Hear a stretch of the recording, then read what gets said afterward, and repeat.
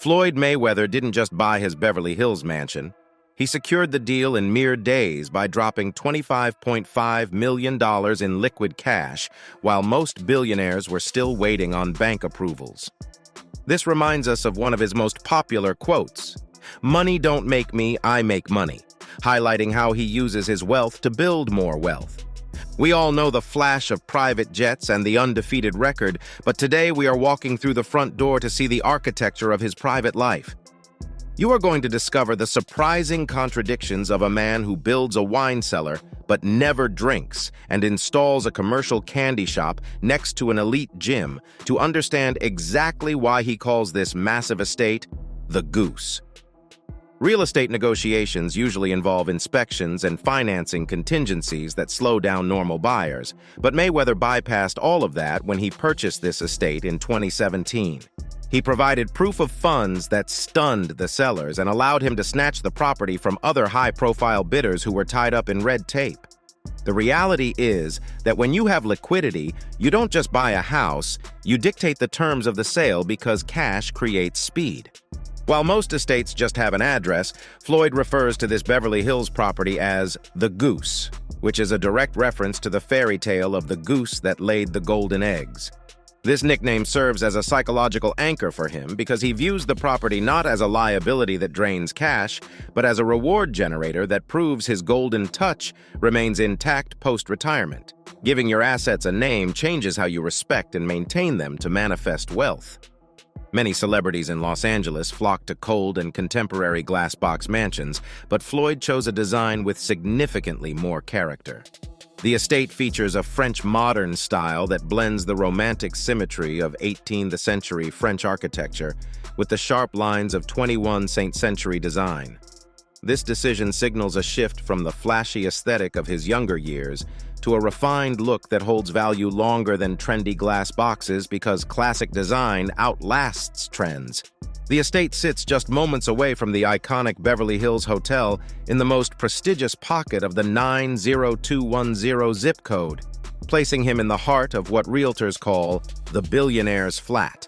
This specific area is coveted because it offers the flat and walkable streets of the city while maintaining the exclusivity of the hills, and that combination keeps land value skyrocketing regardless of the economy. Imagine approaching a fortress that is designed to look like a palace, where the perimeter is guarded by massive iron gates and privacy hedges manicured to absolute perfection.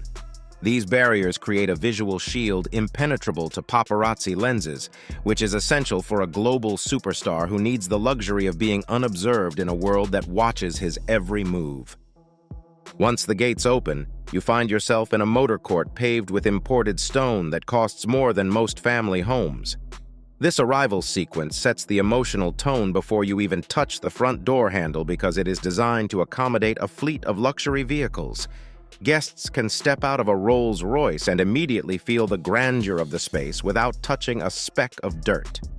Step through the oversized front doors to witness the sheer scale of a foyer, where a crystal chandelier hangs like suspended jewelry.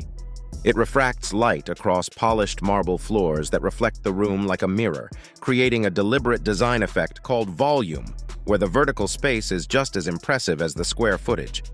The great room reveals how a champion relaxes when the gloves are off, featuring massive floor-to-ceiling French doors that vanish into the walls to merge the indoor living space with the outdoor California climate. This flow allows a party of 200 people to circulate without ever feeling crowded, proving that true luxury is about removing barriers between you and your environment. We often focus on what we can see, but the true genius of this estate is hidden inside the walls, where a Crestron smart system acts as the property's brain. Floyd manages the climate and security of the entire compound from his phone anywhere in the world, regulating humidity to protect the art or adjusting the pool temperature before he even lands at LAX. The kitchen operates with a split personality, serving as a culinary showroom with Miele appliances and Italian cabinetry capable of handling a 50-person banquet. Yet, despite the commercial-grade setup, the space is often used just for Floyd's late-night cereal cravings, or his personal chef preparing lean turkey bacon after a workout. One specific feature breaks every rule of serious architecture, and that is the custom candy shop located inside the guest house complex. This isn't just a vending machine, but a fully stocked concession stand built with custom millwork that rivals a high-end boutique. Stacks of his favorite sugary treats offer a playful escape in a house built on physical discipline because success buys you the freedom to be a kid again. Directly adjacent to the entertaining space sits a glass-enclosed wine wall holding over 200 bottles of the world's rarest vintages, even though Floyd Mayweather has never taken a drink of alcohol in his life. He stocks this wall purely for the enjoyment of his guests, proving that a dedicated host provides what others love even if he refuses to partake himself.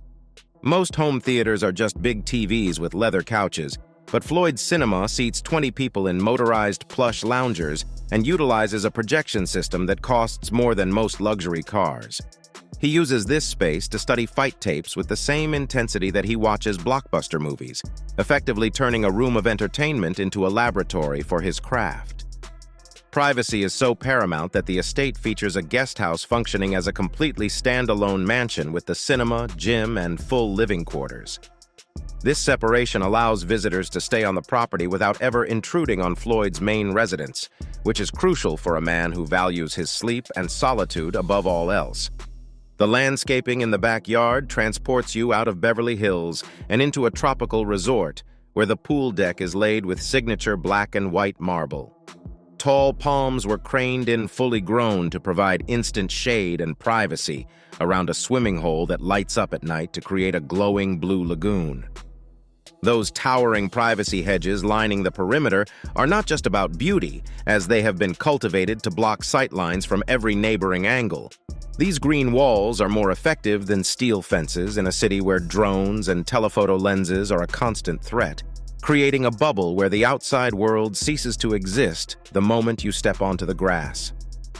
A strict color code in the garage has become part of the Mayweather mythology, so while his Las Vegas cars are often white, the fleet here in Beverly Hills is almost exclusively black. This psychological system of organization separates his different lives and locations to ensure that even his vehicles match the mood of the city he is inhabiting.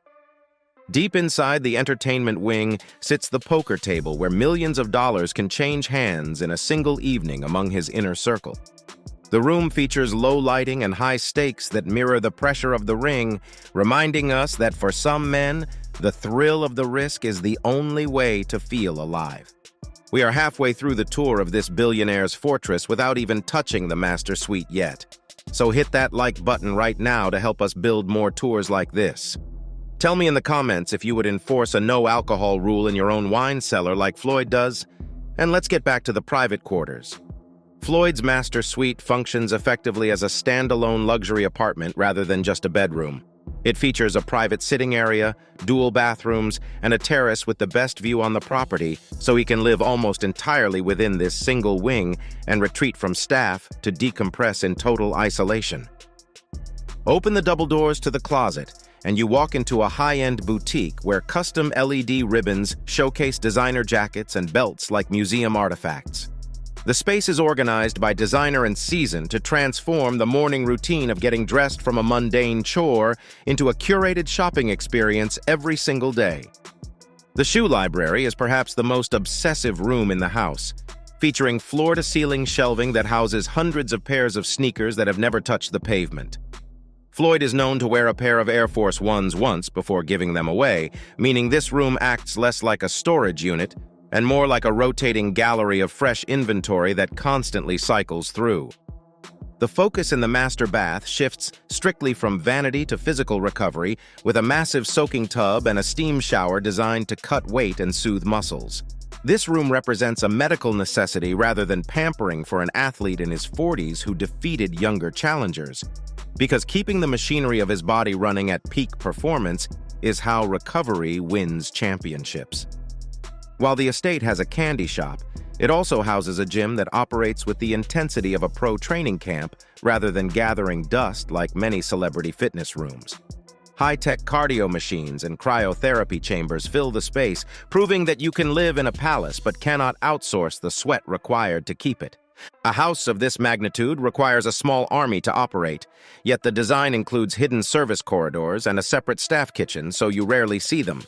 The housekeeping and security teams move unseen while maintaining the property, applying the principle that true service means having your needs met before you even realize you had them. Buying the house is the easy part, but keeping the goose alive is the real financial fight when you consider the landscaping, pool heating, and smart home tech support. The monthly burn rate runs into the hundreds of thousands, serving as a stark reminder that high-end real estate is a living liability that demands constant cash flow just to stand still. Giant portraits of Floyd himself and iconic moments from his fights line the corridors instead of vague, abstract paintings. This might seem vain to an outsider, but it serves a strategic psychological purpose by reinforcing his identity as a winner every time he walks down the hall to get breakfast. The home office serves as the command center for the Money Team brand, where the transition from fighter to promoter happens surrounded by memorabilia. This room proves that the estate is a corporate headquarters, where the business of being Floyd Mayweather is managed with the same precision as his defense in the ring. Floyd is a notorious night owl who often trains at 2 in the morning, which makes his sleep environment critical. Heavy motorized blackout shades can plunge the master suite into total darkness at noon, allowing him to hack his circadian rhythm and sleep deeply during the day so he can work while the rest of the world is dreaming. Floyd is a shrewd man. He buys homes with the cold calculation of a hedge fund manager rather than falling in love with the view like many other celebrities. He understands that a property in this specific pocket of Beverly Hills is a commodity that historically appreciates faster than the stock market, meaning the purchase was fundamentally a parking spot for capital that protects his wealth from inflation. Comparing the goose to his famous Las Vegas compound reveals a distinct shift in maturity, as the Vegas home was loud and designed for the entourage lifestyle of his fighting prime. This Beverly Hills estate is tighter and significantly more private, representing the evolution from a showman into a businessman who values quality over sheer square footage. You might expect a house like this to be the center of wild parties, but Floyd is notoriously fastidious about cleanliness and often enforces strict rules about shoes and food. He treats the home like a museum to maintain the pristine condition of the white marbles and carpets, proving that you can own the party venue without living the party lifestyle. And speaking of parties, living in this zip code puts him next door to tech moguls and Hollywood royalty who usually value discretion over flash. Floyd has adapted to this by keeping the noise level down and the drama behind the gates, which earned him a reputation as a surprisingly respectful neighbor who knows how to blend in to stand out. Acquiring the goose wasn't about need, since he already has homes in Miami and Vegas, but rather about motivation. He has openly stated that this purchase was a reward to himself for specific business milestones, and the tangible asset acts as a trophy to mark his transition from athlete to promoter. This estate serves as a critical anchor point on the West Coast for a man who spends half his life on a Gulfstream jet. It provides a consistent environment where his diet, sleep, and training routine can be instantly replicated the moment he touches down in Los Angeles to minimize jet lag and stress. Beyond the flash of Instagram, this estate represents a vehicle for generational wealth transfer that his children can inherit, borrow against, or sell decades from now. Securing a trophy asset in a high-demand market shifts the narrative from rich to wealthy because it focuses on assets that outlive the creator. The goose is ultimately more than just $25 million of concrete and glass. It is hard work made visible. Every pillar and polished stone stands as a physical manifestation of the discipline required to go undefeated in a sport that usually destroys its heroes, reminding us that legacy must be earned through blood and sweat. We have toured the candy shop and the iron-gated fortress that protects the undefeated champion, and Floyd Mayweather's home proves that true wealth is about building a private sanctuary that fuels your public performance. And that's it from us today. Until next time, thank you for watching.